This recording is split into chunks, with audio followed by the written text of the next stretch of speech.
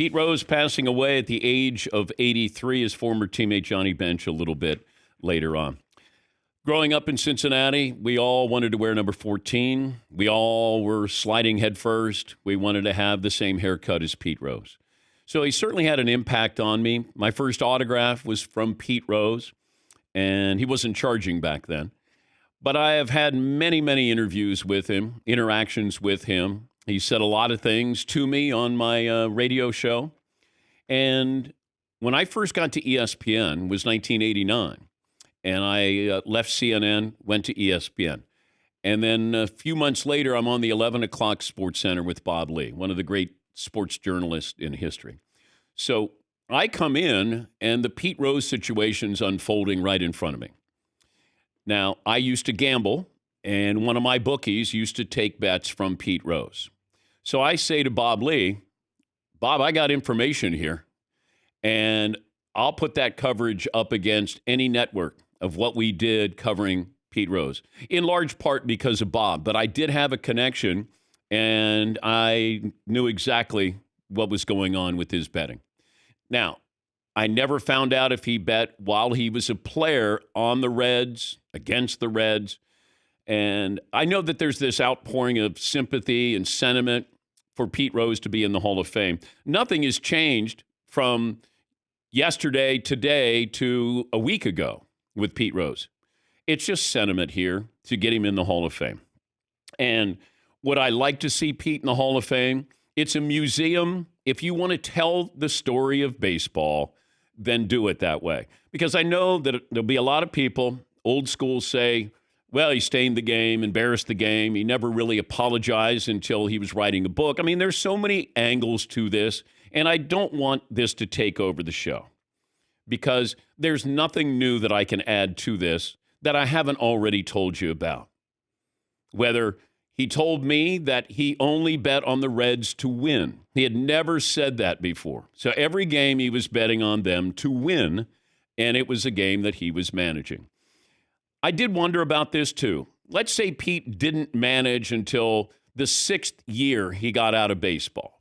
He retires, 5-year window, he goes into the Hall of Fame first ballot. The Reds bring him back and they want him to manage. Would baseball take him out of the Hall of Fame?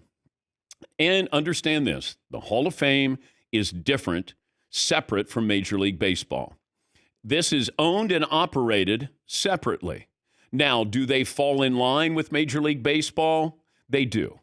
But they do it by choice. If the Hall of Fame said, we want Pete on the ballot, he could be on the ballot. Jeff Idelson, for years, has said that to us. He runs the Hall of Fame. If they chose to do that. Now, once again, it's the Baseball Hall of Fame. It's not the Major League Baseball Hall of Fame. But if they wanted him on the ballot, they could put him on the ballot. But all I've ever said is, it's like he cheated in grad school. I can't take away his undergraduate degree. And he was summa cum laude when he was, undergrad. And then he became a manager, and then he's betting on baseball. And if you look at the wording here of, what they put out as far as, Pete's suspension, and I think people have this misunderstood on, it's not a lifetime ban, but that's the way it's phrased. It's an employment ban. He can't work in baseball. He could never work in baseball. And that's what people, I think, forgot. And if you look at what, the rule that he broke, any player, umpire, or club or league official or employee who shall bet any sum whatsoever upon any baseball game in connection with which the bettor has a duty to perform shall be declared permanently ineligible. So it's not a lifetime ban. This is permanently ineligible from working in baseball. That's really the punishment here. And then you have people who are saying, well, it's a lifetime ban. His life is over. Is the ban over? Well, it wasn't a lifetime ban. It was permanently ineligible from holding a job in Major League Baseball. I want to bring back a clip that I had with Pete Rose. And, once again, we talked about a variety of things, but I did ask him about maybe getting into the Hall of Fame posthumously. Dan, I make one thing clear that if I ever get an opportunity to go to the Hall of Fame, I'll be the happiest guy in the world. Do you think it'll happen before you die? I know what it means. I don't know. I still haven't given up on Bud Selig, and I know you know this as well as I. I mean, whenever someone asks Bud Selig about Pete Rose, he says, "Well, we're thinking about it." You know, I mean, if you're not going to give me an opportunity, Bud, please just tell me. And you won't bother him. I won't send him letters. No one from my side will bother him. Do you understand what I'm saying? Would you rather know now that you'll never get into the Hall of Fame as opposed to that possibility of getting into the Hall of Fame? Well, it ain't going to help me a damn bit if I'm dead. I mean, the Hall of Fame's for your family and your friends anyway. But, you know, like it was sad, I think, the way they handled Ron Santo. Ron Santo died, and next year they put him in. I know. That broke my heart. I think in baseball, the more Hall of Famers you have walking around, especially the more Hall of Famers you have walking around talking to people, the better off your sport is. And you know, I'm not going to break the rules again. I mean, people ought to know that. I mean, I've been suspended 23 years. It cost me a lot. You know, you could suspend these guys making $20 million for a long time, and they're not going to lose as much as I did. Now, I'm not whining now. I'm just telling you the facts of the situation. And, you know, one thing I never did, Dan, and you'll agree with this, I never cheated the people when I played the game of baseball. Okay? Regardless of what I did, I always played my ass off when I played the game of baseball. I always put the fans first. I understood the importance of the fans, how important the fans were to the game. And I guess that's somewhat the reason I played the way I did. And I think I influenced my teammates. And you don't have bad things said about me to my teammates. I'm not one of these guys that's been in a bar fight, run red lights, beat somebody up. I mean, you don't ever read it. The only thing you ever read about me is I gambled and nothing else. And if you have, I don't know what it would be. So, you know, I made a mistake. I made a big mistake, a huge mistake. And when Giamatti told me to reconfigure my life, I misunderstood him. I thought when he said reconfigure my life, that meant no more illegal gambling, which I don't do. Be very close to the people you associate with, which I do. But what he meant, and it took me years to understand this, take responsibility for what I did. And I did take responsibility for it. But there's still people that just won't let it go away. We're talking about something, Dan, that happened. I was suspended in 1989. 89. You know, it's time to get over it, I think. That's from July 25th, 2013. It took Pete a long time to say he was sorry or show any contrition. And I know that bothered the previous commissioner, Bud Selig. And we had public conversations on my radio show. We had private conversations about Pete Rose. And it just became a story that they wanted to go away. But every year at Cooperstown, Pete would be there signing autographs. Meanwhile, you would have other people having their day at Cooperstown. But Pete would sign autographs. Nobody has benefited more from not being in the Hall of Fame than Pete Rose, because now he became more of an attraction. Now that there was let's root for Pete to get into the Hall of Fame, a cause, if you will. And I've always said that, and what Pete said there, I never got cheated, ever, when I went to see Pete Rose play. Never. And he won more games than anybody. We know all of the stats. But I think Pete thought that was enough, that there would be an overwhelming sentiment of one of the great players of all time. He's got to be in the Hall of Fame. Well, he doesn't. And now it would be hypocritical if you put him into the Hall of Fame. Now. Because why are you putting him in now? Nothing's changed. Unless you're saying we punished him. Now, for his family's sake or baseball's sake, we're going to put him in the Hall of Fame. If you want to put the steroid guys in there, put it in. Put them in. Even if you do that, maybe you don't let them have their day where they give a speech. You're in the Hall of Fame. There is no speech. We want to tell the story of baseball. Fine.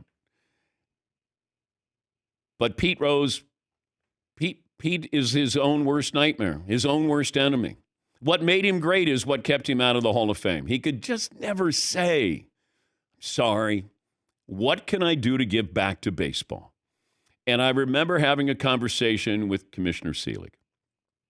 And I brought up the idea of having Pete go through the minor leagues and just tell the players what he sacrificed, what he lost, and do it on his own dime and just go around and tell people, this is a cautionary tale. You can have everything and you can lose it all. And he was really, really popular. Not just baseball, not sports popular. Pete was popular. And that might have resonated with some people. And it would certainly resonate with Major League Baseball. But Pete couldn't come to grips with that. And then he thought, hey, I'm betting on my team to win. Well, you'd still manipulate the lineup. Pete needed to compete. You can't spell compete without Pete. Michael Jordan, same way. They're wired that way, that they have to have something going on. There has to be something there. And Pete wasn't a good gambler.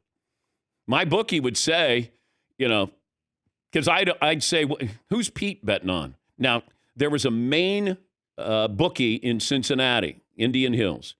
And then my bookie was in my hometown. And then he would get bets laid off to him. If you're into gambling, then you know what I'm talking about. Don't want to get into the weeds too much. So I was aware.